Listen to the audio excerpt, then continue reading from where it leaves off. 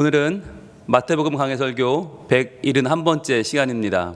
오늘은 기뻐하고 즐거워하라, 기뻐하고 즐거워하라 라는 제목으로 하나님 말씀 증거하겠습니다. 여러분, 우리가 지난 시간까지 마태복음 5장 11절 말씀을 봤어요. 그러면서 11절과 12절은 팔복 전체의 하나의 보충 설명이다 라고 했어요. 이 팔복이 워낙 중요한 말씀이기 때문에 8가지 복선어도로 끝나지 않고 그 뒤에 2절에 보충 설명이 붙어 있는데, 여러분 알고 보면요, 이 보충 설명이 더 중요해요. 이 보충 설명이 오히려 더 우리에게 해주고 있는 말들이 많아요. 왜냐하면 지난주에 우리가 5장 11절을 봤었는데 한번 볼까요? 바로 전절 5장 11절 같이 읽어봅니다. 시작. 나로 말미암아 너희를 욕하고 박해하고 거짓으로 너희를 거슬러 모든 악한 말을 할 때에는 너희에게 복이 있나니, 이 말씀이었잖아요. 자, 그런데 예수님이 이 말씀을 하시는 이 산상수훈 당시까지만 해도 이런 일이 벌어졌어요? 안 벌어졌어요? 안 벌어졌어요. 아직까지 예수 믿는다고 남들이 예수 믿는 사람들 욕하거나 박해하거나 거짓으로 거슬러 모든 악한 말 하지 않았어요. 근데 그들은 이 말이 왜 필요하지? 라고 들었어요. 그런데 이 말대로 되는 사건이 일어났죠. 초대교회가 로마의 어마어마한 박해를 받고, 그러면서 유대인의 박해를 받고 이방인들의 박해를 받았어요. 그러니까 사면 초과인 거예요. 그렇게 박해를 받을 때 사실 뭘로 견뎠어요? 이 말씀으로 견딘 거예요. 이 5장 11절 말씀으로. 그러니까 여러분, 이 말씀이 예수님께서 그 당시에 사람들을 위해 주신 게 1차지만 그걸로 끝이 아니다. 이 말씀은 살아계신 하나님의 말씀이기 때문에 이 말씀은 시대를 초월해서 이 말씀에 해당되는 모든 이들, 즉 하나님을 향한 믿음 때문에 욕먹고 박해받고 거슬러 거짓으로 말을 하는 모든 이들에게 다 해당되는 말씀이라는 거예요. 그 모든 이들에게 다 복이 있다. 하나님의 복이 다 골고루 임한다. 그래서 우리가 지난 시간에는요, 수십 년 후에 일어났던 사건을 봤어요.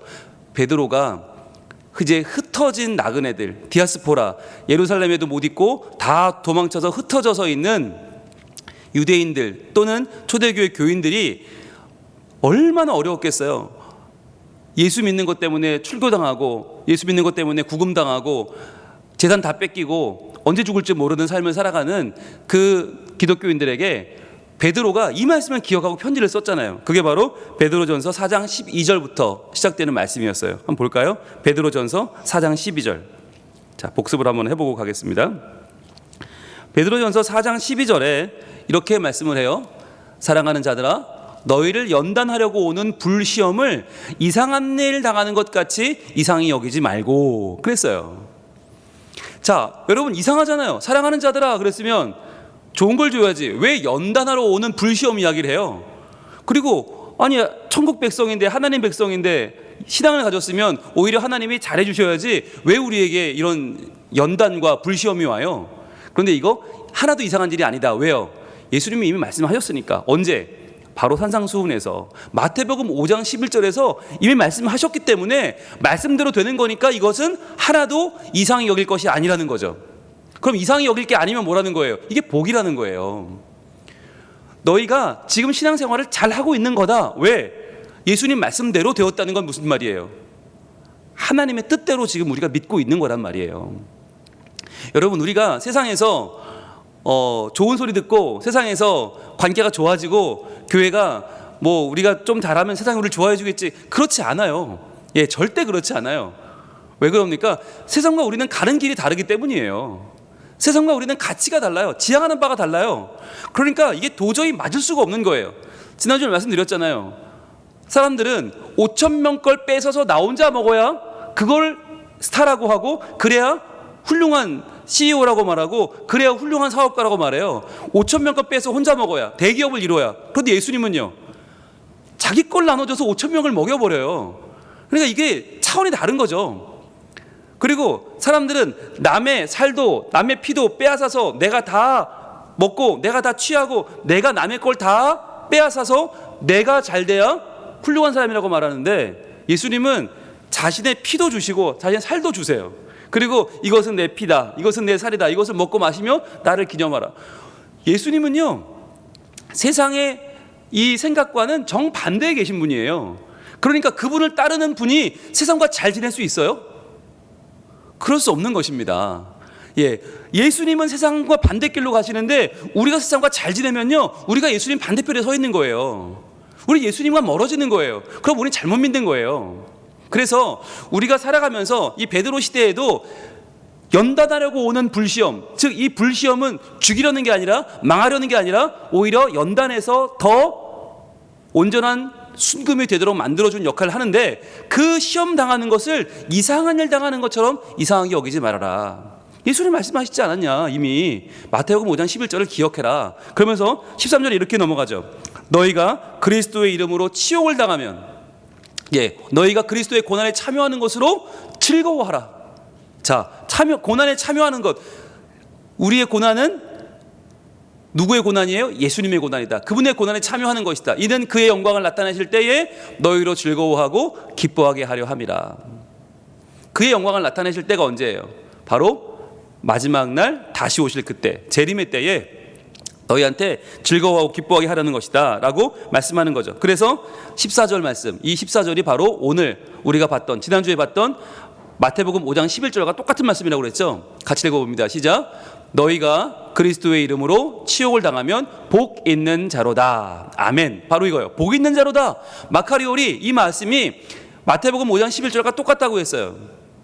그래서 그 말씀을 지금까지 수십 년을 이 베드로가 마음에 품고 있다가 그 말씀을 그대로 증거하면서 예수님의 말씀이다 라고 이 말씀을 전했다는 거죠. 그러면서 영광의 영, 곧 하나님의 영이 너희 위에 계심이라. 이게 무슨 뜻이었어요?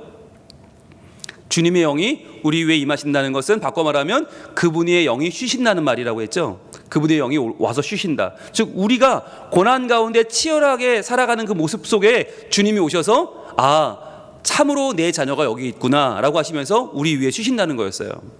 마치 광야에서 하나님의 구름 기둥이 성막에 임하여 성막 위에서 쉬신 것처럼, 모세가 성막에 들어갔을 때 하나님의 영광이 와서 거기에 쉬신 것처럼 그렇게 우리 위에 오셔서 쉬신다는 거죠. 언제? 우리가 시험당하고 고난당하고 우리가 너무너무 아파서 힘들어하지만 그러나 믿음을 지켜낼 때, 끝내 그 믿음으로 승리할 때 하나님의 영이 우리 가운데 오셔서 그 영광의 영이 쉬어가신다라고 우리가 말씀 나눴어요. 그래서 우리가 마지막은 어떻게 살아야 됩니까? 15절. 너희 중에 누구든지 살인이나 도둑이나 악행이나 남의 일을 간섭하는 자로 고난받지 말려니와. 자, 똑같이 고난을 받아도 이 고난이 다 똑같지 않다는 거죠. 나쁜 일로 당하는 고난, 이런 고난은 고난이 아니에요. 이건 뭐예요? 이건 처벌이에요. 그러니까 우리가 처벌받는 사람이 돼서는 안 된다. 그런데 그 중에서 살인, 도둑질, 악행은 다 우리가 이해가 됐는데 남의 일에 간섭하는 자가 이해가 안 됐죠. 이 남의 일에 간섭하는 자가 바로 타인을 감독하려는 자, 즉 다른 사람을 내 영향력 아래 놓으려고 하는 자, 교만한 자, 오늘날로 말하면 학교폭력이라든지 아니면 여러 가지 악행으로 남들을 지배하려는 이런 모습들, 우리 안에 가지고 있는 이 본성을 말하는 거라고 했죠. 그런 일로 고난받지 말고 어떻게 하라고요? 16절 결론입니다. 만일 그리스도인으로 고난을 받으면 부끄러워하지 말고 도리어 그 이름으로 하나님께 영광을 돌리라 그랬어요. 자, 그리스도인이라고 하는 말, 이게 무슨 말이었어요? 크리스티아노스라는 말은 성경에 딱 세 번밖에 안 나온다고 말씀드렸어요. 왜? 좋은 말이 아니기 때문에. 이 그리스도인, 이 말은 예수쟁이라고 했죠. 예수쟁이, 저 지독한 것들, 저 예수밖에 모르는 것들, 저 돈도 안 먹히고 저 협박도 회유도 안 먹혀, 오직 예수밖에 안 먹혀, 그러한 치를 떠는 말이 예수쟁이란 말이라고 했어요. 크리스티아노스. 이게 무슨 말이라고 했어요? 술 중독자는 술이 좋아서 술로 살다가 술 때문에 죽는다 그랬죠. 그럼 술쟁이가 되는 거죠. 약쟁이는요, 약이 좋아서 약으로 살다가 약 때문에 죽는 사람. 그럼 예수쟁이는요, 그리스도인은 누구예요? 예수가 좋아서 예수로 살다가 예수 때문에 죽는 것이 하나도 아깝지 않은 사람이라고 했어요. 그래서 그렇게 살아가는 것이 곧 뭐예요? 그 이름으로 하나님께 영광을 돌리는 것이다. 그래서 마지막 때가 온다는 건 무슨 말이에요? 마지막 때 영광을 돌릴 기회가 오는 거예요. 여러분, 이 고난이 점점 더 심해지면 여러분 힘들죠, 어렵죠. 그런데 속으로는 우리는 살짝 쾌재를 불러야 돼요. 왜? 영광을 돌릴 수 있는 기회가 오고 있는 거니까. 여러분, 누구나 다 잘 믿으면요, 내가 좀 잘 믿어서 영광을 돌리기가 어려워요. 그런데 점점 세상이 삭막해지고 세상이 더 예수 믿기가 어려워질수록 우리에게 뭐가 좋아지는 겁니까? 내가 예수님을 더 붙잡고 신앙생활을 열심히 해나갈 기회가 생기는 거예요. 별로 안 기쁘세요? 목사님 그런 기쁨은 좀 양보하렵니다 이런 분들 계세요? 여러분 제가 계속 말씀을 드렸는데 하루 한양 시간에 순종에 대해 말씀을 드리면서 순종의 최고봉이 순교라고 말씀드렸잖아요. 순종의 최고봉이 순교다. 왜 순교가 순종의 최고봉이죠? 웬만하면 이쯤 되면 하나님이 도와줘야 되는데 이쯤 되면 도와줘야 되는데 내가 죽을 것 같은데 안 도와줘. 정말 죽을 게 생겼는데 안 도와줘. 죽을 때까지 안 도와줘. 죽을 때까지 죽었는데 아무 일도 벌어지지 않아. 아무런 기적도 벌어지지 않았어요. 그런데 내 목숨을 바쳐서 끝까지 순종해서 죽었단 말이죠. 여러분 그 순교가 모든 신앙의 최고봉 아닙니까? 우리가 순교자의 가정, 순교자 가문, 순교자의 후손 그럼 굉장히 존경하잖아요. 그럴 수밖에 없죠. 하나님을 믿어 죽을 때까지 순종했으니까. 많은 사람들이 그 전에 배교하는데 그 전에 돌아서는데 죽을 때까지도 아무 일도 벌어지지 않았는데 그 하나님을 버리지 않았어. 여러분 이게 예수님이 가신 길이에요. 예수님 가신 십자가의 길은 예수님이 십자가에 달릴 뻔한 게 아니라 달려서 죽을 때까지 아무 일도 벌어지지 않은 거 아니에요. 그렇기 때문에 예수님이 온전히 자기의 목숨을 버려 순교하셨기 때문에 하늘이 열리고 휘장이 갈라지고 우리의 모든 인류의 역사가 바뀌었단 말이죠. 그러니까 이 일에 동참하는 순교는 굉장히 중요한데 문제는 뭐냐? 순교할 기회가 없어요. 순교할 기회가 없어요. 여러분 일제시대 때는 교회에 나오면 그것 때문에 불태워 죽임당했어요. 6.25 때 공산당들 쳐들어왔을 때 예배드리면 그 교회 통째로 밀어버렸어요. 지금 북한에서는 지하 예배드리다가 끌려가면 그렇게 죽어요. 수많은 그런 순교의 기회가 있었어요. 근데 안타깝게 지금은 우리는 없어요. 이게 안타까운 거예요. 근데 여러분 이걸 안타까워 하셔야 돼요. 그래야 오늘 말씀으로 연결이 돼요. 만약에 이게 하나도 안타깝지 않으면 오늘날 내가 마음 놓고 예배드리고 마음 놓고 말씀 읽고 마음 놓고 찬양하고 이것이 아무렇지 않으면 사실 오늘 말씀으로 넘어올 수가 없어요. 이 12절로 넘어가려면 사실 우리가 그 마음이 조금이라도 있어야 돼요. 내가 너무 편하게 신앙생활을 하고 있는 건 아닌가. 내가 지금 순교의 기회가 없다는 게 너무너무 안타깝고 그렇다면 내가 순교의 길이 무엇이 있겠는가. 정말 바른 신앙생활을 내가 한치의 오차도 없이 한치의 흐트러짐도 없이 해내고자 하는 우리의 마음이 생겨야 된다는 거예요. 그래서 내가 정말 하나님을 향해서 내 모든 마음을 다 온전히 드리는 내가 온전한 신앙생활에 하나님을 기쁘시게 하는 생활을 꿈꾸는 자인가 라고 하는 걸 생각하면서 오늘 본문으로 들어가겠습니다. 오늘 본문 마태복음 5장 12절 말씀 같이 한번 읽어봅니다. 시작. 기뻐하고 즐거워하라. 하늘에서 너희의 상이 큼이라. 너희 전에 있던 선지자들도 이같이 박해하였느니라. 여러분 여기서 기뻐하고 즐거워하라 이 표현은요 성경에 딱 2번밖에 안 나오는 굉장히 희귀한 표현입니다. 기뻐한다는 말도 뭐 몇 번 나오고 즐거워한다는 말도 몇 번 나오지만 기뻐하고 즐거워하라가 함께 나오는 단어는 딱 2번밖에 안 쓰여요. 이게 무슨 말이길래 기뻐한다는 말은 카이로라는 말인데 카이로 글자 그대로 기뻐하는 거고요. 두 번째는 이 즐거워한다는 단어가 그냥 마냥 즐거운 게 아니에요. 그냥 성격이 좋아서 그냥 상황이 좋아서 즐거워하는 게 아니고요. 이 아갈로라고 하는 단어는 아갈로 여기 뭐가 들어있나? 영화롭게 한다는 말이 들어있어요. 높인다. 그래서 이건 나 혼자 즐거운 게 아니라 여호와를 높이고 영화롭게 하는데 그게 어떤 수준이냐? 거기에 무슨 말이 더 포함되어 있냐면 뛴다, 솟아난다라는 말이 들어있어요. 봄이 스프링 아닙니까? 봄 스프링처럼 내가 솟아올라서 그분을 뛰며 찬양하며 경배하며 높여드린다. 이게 아갈로라는 단어예요. 그래서 기뻐하고 즐거워하라 카이로 그리고 아갈로 이 말이 같이 엮이면 기뻐하는데 그냥 나 혼자 기뻐하는 게 아니라 하나님의 이름을 영화롭게 하고 그분을 높이면서 내가 튀어올라 솟아 뛰면서 그분을 기뻐하며 찬양한다. 굉장히 역동적인 말이에요.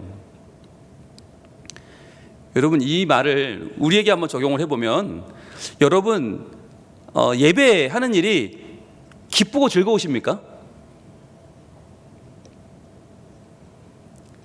네. 기쁘고 즐거우세요? 설마 안 그러세요? 안 그러시다면 매우 심각한 문제입니다. 예, 예, 우리 신앙이 기쁘지 않으면 병든 겁니다. 그건 굉장히 빨리 치료를 당장 해야 되는데, 여러분 이 표현이 오늘 우리가 그렇죠, 목사님 예배 드리는 거 좋아요, 예배 좋아해요, 찬양 좋아하죠, 이런 수준은 아니에요. 네, 그냥 예배를 안 드리는 것보다는 드리는 게 낫다, 이 수준은 아니에요. 나는 예배 드리는 거 좋아해요, 기도하는 거 좋아해요, 이 수준이 아니에요. 어떤 수준이냐? 제가 말씀드릴게요. 작년에 제가 봄에서 여름에 걸쳐서 뭔가를 했어요. 여러분 혹시 아세요? 뭐 했는지? 안 하던 걸 뭔가 했어요. 네, 여러분은 그때 기쁘고 즐겁지 않았군요. 저는 그때 매우 기쁘고 즐거웠어요. 작년 여름에서 봄 사이에 뭐 했나? 다이어트를 했어요. 봄에서 여름 사이 다이어트를 했는데, 여러분 제가 살을 좀 빼야겠다 생각이 들어서 빼봤거든요. 근데 여러분 희한한 게 2주 동안 아무 일도 벌어지지 않더라고요. 그래서 사람이 야, 이렇게 처참하게 2주를 밥도 굶어보고 뛰어보고 막 별의별 걸 다 했어요. 아무 일도 벌어지지 않았어요. 그런데 여러분 신기한 건 2주가 딱 지나니까 살이 빠지기 시작하는데, 제가 하루에 저울에 몇 번 올라갔을까요? 예, 한 100번쯤 올라간 것 같아요. 너무 좋아서. 그때부터 살이 빠지는데 너무 좋은 거예요. 아침에 일어나 재고, 물 한 잔 마시고 또 재고, 화장실 갔다 오면 재고. 그때부터 하루에 한 100번쯤 저울에 올라가면서 몸을 재는데 너무너무 좋고요. 그건 정말 말로 표현할 수가 없어요. 밥이 미워요. 밥이 싫어요. 밥이 싫어지고, 밀가루가 싫어지고, 잠자는 시간이 아깝고, 너무너무 그 다이어트가 좋은 거예요. 살 빠지는 게 너무 신나고, 그때까지 제가 10몇 년을 못 찾던 결혼 반지를 다시 꼈어요. 예, 손가락에 살이 찌더라고요. 그래서 반지를 못 꼈는데, 반지를 다시 끼는 기쁨이 얼마나 큰지 그걸 막 이렇게 자랑하고 다녔어요. 설교할 때도 아마 이렇게 했을 거예요. 제가 이렇게 하면서. 그리고 제가 못 입던 옷을 다 입고 옷을 싹 바꿔버렸어요. 그냥 여름 옷을 다 버렸어요. 다 그냥 처박아 놓고 새로 샀어요. 다 새로 사서 입고 다니면서 웬만한 모임에는 겉옷도 입고 가지 않고 그냥 하나만 입고 딱 가가지고 이렇게 몸매를 이렇게 양쪽으로 보면서, 그 사람들이 목사님 살 빠졌네. 그럼 아유 뭘요? 그러면서 이렇게 한 바퀴 돌고 이렇게 보여주고, 사람들이 우와 멋있어요, 우와 대단해요, 살 빠진 사람, 요즘 살 빼는 사람 없다는데, 그렇게 막 존경과 사랑을 받고 제가 가는 데마다 핫 이슈가 됐었습니다. 여러분, 이게 기뻐하고 즐거워하는 거예요. 이 정도는 돼야. 이게 무슨 말이냐면, 여기 나오는 이 말의 뜻이 뭐냐? 이게 너무 좋아서 틈만 나면 이거밖에 생각이 안 나고, 어떻게든 시간을 만들어서 이걸 하고, 어떻게든 이것 때문에 내 모든 삶이 변화되는 거예요. 저는 작년에 그랬어요. 봄에서 여름 사이에 그랬어요. 그런데 딱 그렇게 하다가 어느 날, 야, 내가 여기에 너무 빠져 있는 것 같다, 이게 너무 나에게 우상이 된 것 같다는 생각이 들 정도로. 그러니까 설교 준비하는 것보다 이게 더 기뻤어요. 살 빠지는 게. 예배하는 것보다 더 기뻤다니까요. 그러니까 좀 위험한 상황이 됐어요. 근데 이게 여러분, 저도 깨달은 게, 저는 등산 가는 분들 이해를 못했어요. 제가 등산을 안 좋아하니까 그분들은 시간을 내서 등산을 가시더라고. 점심시간에 그 짧은 시간에 산을 올라가시더라고요. 낚시하는 분들 여러분 혹시 좀 계세요, 주변에? 이분들은요 배는 게 없어요. 예, 낚시를 하기 위해서 인생을 사는 분들. 그러니까 어떻게든 스케줄을 조절해, 어떻게든 그 바쁜 시간을 조절해서 가서 낚시를 해요. 잡히지도 않는 걸 그걸 내려놓고 있어야 이분들 마음이 편해. 골프 치는 분들은요 어떻게든 골프 약속을 만들어요. 여러분, 이게 기뻐하고 즐거워하는 삶의 근접한 삶이에요. 그런데 우리는 다들 그 다이어트든 등산이든 낚시든 골프든 내가 좋아하는 그것을 하기 위해서 무슨 수를 써서라도 만들어내죠. 무슨 수를 써서라도. 그런데 과연 내가 예수님의 이름 때문에 욕먹고 박해받고 예수님 이름 때문에 거짓말로 내가 비방듣는 것을 그 정도로 기뻐하고 있느냐는 거예요. 그 정도로 기뻐하고 즐거워서 어쩔 수 없을 정도로 거기에 내 모든 초점을 맞추고 있느냐 하는 거예요. 지금 말씀의 뉘앙스는 바로 그런 정도를 말하는 거예요.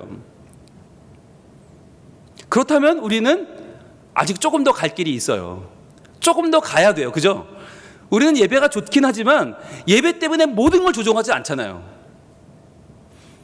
우리가 하나님이 좋지만 하나님의 일을 하기 위해서 내가 얻을 유익을 포기하지 않아요. 우리는. 그러니까 내가 할 거 다 하고, 내가 얻을 거 다 얻고, 내가 할 수 있는 만큼 다 하고 남으면 하나님의 일을 해요. 내가 출근해서 바쁜 내일에 열심히로 다 내가 얻을 여러 가지 수당이나 모든 거 다 생각하고, 그리고 시간이 남으면 새벽 기도는 갈 수 있고, 새벽엔 출근 안 하니까 수요 예배도 좀 한번 그때 재밌는 거 안 하니까 한번 가질 수 있지라고 생각하지만, 실질적인 직장에서의 어떤 실제적인 문제랑 부딪히게 된다든지, 아니면 내가 더 좋은 것들이랑 부딪히면 우리는 하나님을 따르는 일들을 쉽게 접어버릴 때가 많이 있다는 거예요.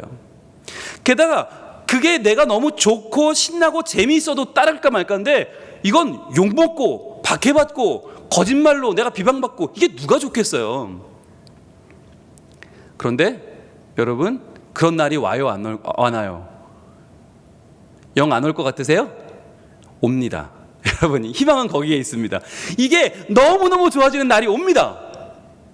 안 믿어지세요? 에이, 목사님 저는 아닐 것 같은데. 아니요, 와요. 그게 언제냐? 바로 기뻐하고 즐거워한다는 이 똑같은 단어가 두 번 쓰였다고 그랬죠, 성경에. 한 번은 마태복음 5장이고 한 번이 언제냐? 요한계시록이에요. 요한계시록 19장이에요. 요한계시록 19장에 어린 양의 혼인잔치, 이 모든 세상에 하나님을 향하여 교만하고 하나님을 향하여 이 적대시하는 모든 것들이 다 무너지고 바벨론이 무너져버리는 그 장면이 요한계시록 18장이고, 요한계시록 19장이 바로 그 어린 양의 혼인잔치, 예수 그리스도의 왕되심과 그분이 온 세상을 회복시키는 하나님 나라의 회복이 19장이거든요. 거기에 이 단어가 똑같이 나와요. 카이로 엔 아갈로스가 거기 나와요. 자, 볼까요? 요한계시록 19장으로 갑니다. 요한계시록 19장 먼저 1절부터 보겠습니다. 자, 요한계시록 19장 1절에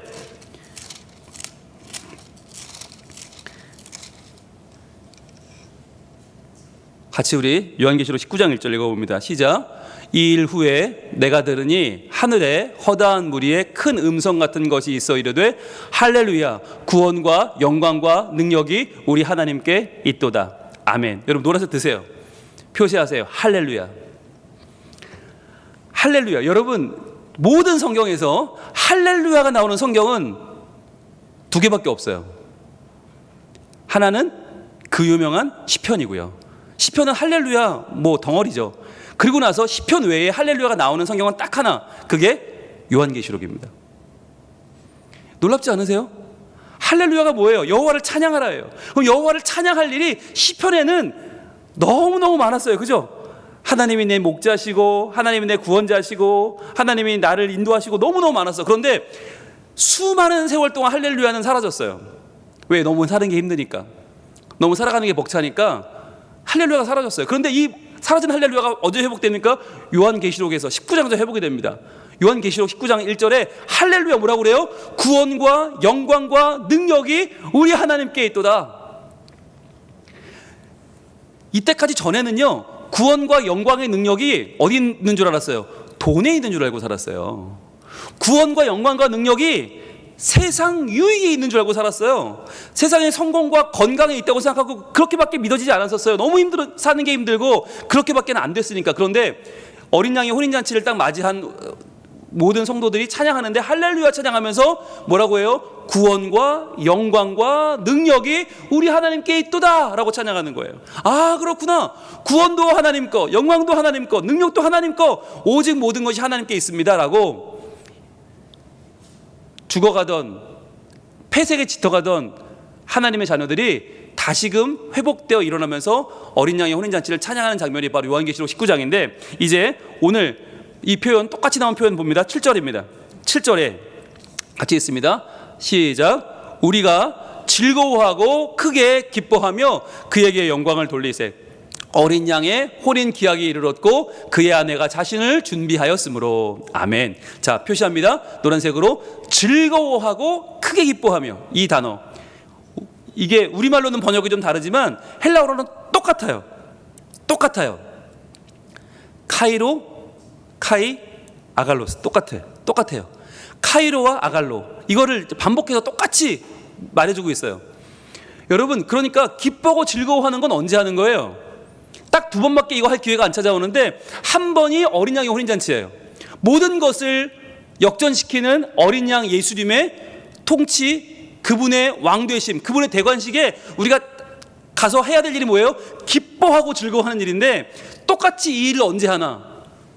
예수님 이름 때문에 욕먹고 박해받고 그분의 이름 때문에 우리가 거짓으로 나쁜 말을 들을 때 그때 해야 될 일이 뭐냐? 기뻐하고 즐거워하는 거예요. 그렇다면 여러분, 이게 박해받을 때 이걸 왜 하는 거예요? 주님 앞에서 마지막 날 어린 양의 혼인잔치 때 할 것을 미리 연습하는 거예요. 우리가 마지막 때 주님께 하기 위한 그 기뻐하고 즐거워하는 행위를 이날을 바라보면 소망을 가지고 언제 합니까? 박해 중에 한다는 거예요. 이 두 번은 상황은 다르지만 우리는 똑같이 반응해요. 왜? 우리가 보는 상황은 다르지만 뭐는 같아요? 결국 하나님의 행하실 일은 같기 때문이에요. 결국에 하나님의 마지막 날의 승리, 어린 양의 혼인잔치는 반드시 올 것이기 때문에 반드시 행하실 하나님의 일이 이루어졌다고 믿고 우리는 언제 기뻐합니까? 언제 즐거워합니까? 박해 중에, 고난 중에, 어려움 당할 때 기뻐할 수 있다는 거예요. 그러니까 여러분, 이걸 바라보면 어떠한 자가 신앙인입니까? 어떠한 자가 하나님을 믿는 자입니까? 내 상황을 보는 사람이 아니에요. 내 상황은 이렇게 다른데 하나님이 하시는 일은 똑같다. 내 하나님은 살아계신다. 내 하나님은 분명히 승리하신다. 그것을 믿는 사람은요, 지금 내 상황에 관계없이 기뻐하고 즐거워할 수 있는 것입니다. 그래서요, 여러분, 기뻐하고 즐거워하라. 이것은 마지막 날 어린 양의 혼인잔치에 그의 아내가 자신을 준비했어요. 그의 아내가 누구예요? 교회예요. 어린 양의 아내, 교회, 우리예요. 우리가 우리 자신을 준비하는 거예요. 너무너무 좋은 거예요. 여러분, 우리나라 결혼식은 결혼식장에 들어가야 결혼이잖아요. 그런데 유대식은요, 1년, 2년 전부터 정혼이라는 걸 해요. 정혼하면 그때부터는 나는 신부예요. 그러니까 아직 결혼식은 안 했지만 정혼을 하면 그때부터 마음의 준비를 하고 그때부터 내 옷 매무새를 준비해요. 그래서 8절에 이렇게 준비합니다. 그에게 빛나고 깨끗한 세마포 옷을 입도록 허락하셨으니. 이 세마포 옷을 정혼하기 전까지는 못 입어요. 그런데 정혼했으면 입을 수 있어요. 이 세마포 옷을 입고 정결한 옷을 입고 우리가 그날 신랑을 맞이할 그날을 기대하는 거예요. 어린 양의 혼인잔치를 기대할 수 있다는 거예요. 이 세마포 옷은 성도들의 옳은 행실이로다. 그러니까 우리가 혼자 옳게 산다고 이 옷을 입을 수 있는 게 아니라 허락을 받아야 입는데, 그 허락이 바로 어린 양의 혼인잔치에 참여하도록 정혼된 우리에게 임한다는 거죠. 자, 그래서 그때 또 한 번 마태복음 5장과 겹치는 장면은 또 나옵니다. 바로 9절입니다. 9절 이렇게 말해요. 천사가 내게 말하기를 기록하라. 자, 같이 읽습니다. 시작. 어린 양의 혼인잔치에 청함을 받은 자들은 복이 있도다. 아멘. 복이 있다. 마카리오리가 또 나와요. 자, 마태복음과 요한계시록이 만나요. 저는 성경을 읽으면서 기가 막히다 하는 장면이 많은데, 신약의 첫 책인 마태복음과 신약의 마지막 책인 이 요한계시록이 만나요. 서로 같은 이야기를 하고 있어요. 예수님이 오셔서 처음 하셨던 말씀과 이 세상의 마지막 때 일어날 말씀이 같단 말이죠. 복이 있다. 누가 복이 있어요? 어린 양의 혼인잔치에 청함받은 자들은 복이 있다. 누가 청함받습니까? 예수 이름 때문에 욕먹은 자들, 예수 이름 때문에 박해받은 자들, 예수 이름 때문에 너희를 거슬러 악한 말을 한 모든 그 자들, 억울하고 분하고 원통한 그 모든 자들은 다 어린 양의 혼인잔치에 청함을 받아요. 그래서 복이 있는 거예요. 아, 그렇구나. 여러분, 계시록까지 가야 마태복음이 이해가 되는 거예요. 왜 복이 있어? 심령이 가난한 자가 무슨 복이 있어? 애통한 자가 무슨 복이 있어? 우리 이해가 안 되죠. 아니, 돈 많아야 복이 있고 성공해야 복이 있지, 이게 무슨 복이야? 그런데 그 복이 마지막 요한계시록에 가니까 그래서 우리가 어린 양의 혼인잔치에 청함을 받았구나, 그래서 우리가 복이 있구나 하고 알 수 있는 거예요. 하고 또 말하되 이것은 하나님의 참되신 말씀이라. 여러분, 참되란 말이 아멘입니다. 여러분, 말씀에 아멘 할 때 그것은 참입니다라는 뜻이거든요. 이것은 참되신 하나님 말씀이다. 다시 한번 강조하는 거예요. 이 일은 반드시 일어난다.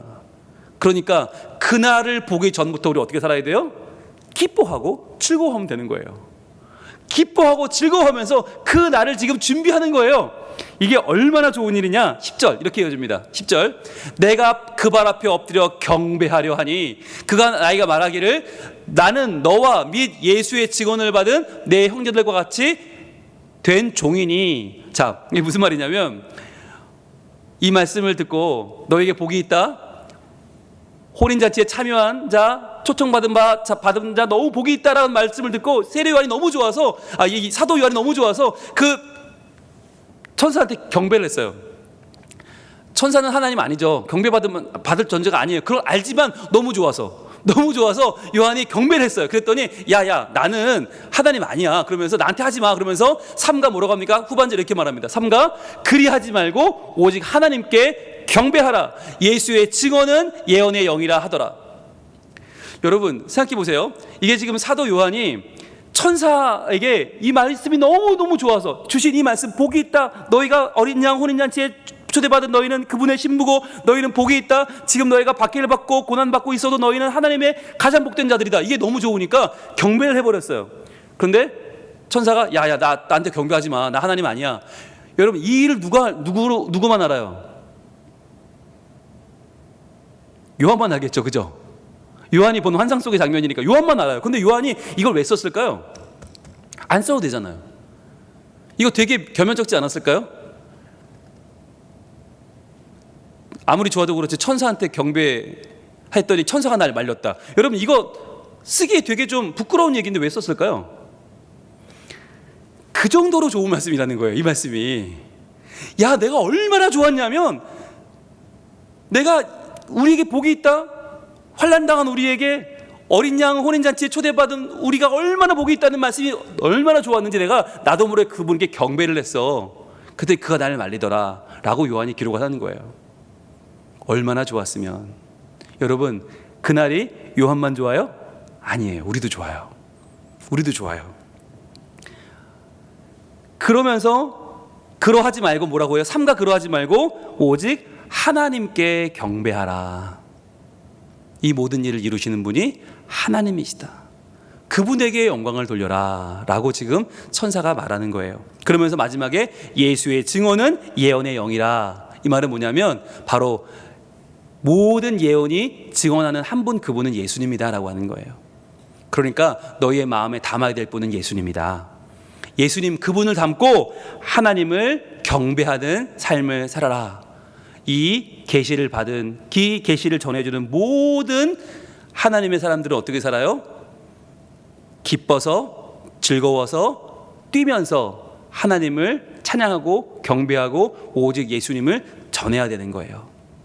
이 말씀을 받은 소아시아의 7개 교회가 이 말씀으로 버텨냈어요. 이 말씀을 받은 초대교회가 버텨냈어요. 이 말씀을 받은 모든 하나님의 사람들이 이 말씀으로 버텨내서 지금까지 왔어요.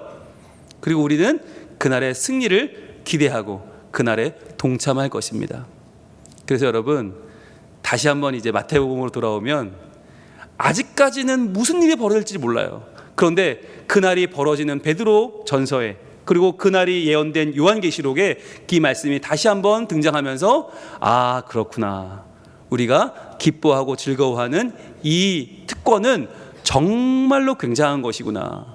마지막 날에 거둘 하나님의 온전한 승리를 내가 지금부터 벌써 기뻐하고 벌써 즐거워하는 놀라운 감사의 잔치로구나. 여러분 이 축제가 바로 예배입니다. 지금 우리가 하나님 앞에 나와서 예배할 때 예수 믿는 것이 오늘날 환대받지 못하고 예수 믿는 것이 점점 더 어려워지고 있어요. 여러분 이러한 때가 기뻐할 때이고 즐거워할 때입니다.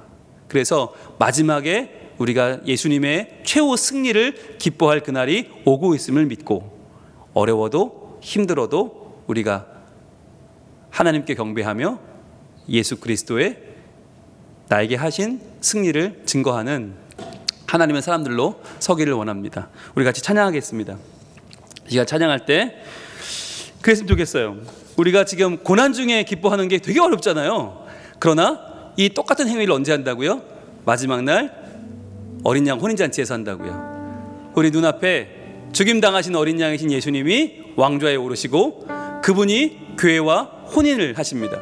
교회에서 우리 모두의 세마포 흰옷이 준비되었고 우리는 복이 있다 라고 하는 선언에 따라 마카리오리 복이 있다. 어린 양의 혼인잔치에 초대된 모든 이들이여 너희는 복이 있다. 우리가 바로 그날 주님 앞에 나와 이 찬양을 드립니다. 영광을 돌리세 우리 하나님께. 존귀와 위엄과 능력과 아름다움, 만방의 모든 신은 헛된 우상이니 오직 하늘의 하나님 그 영광 찬양해. 주님의 영광 모든 나라 위에, 주님의 영광 온 세계 위에. 하늘에 계신 우리 아버지 영광 찬양해.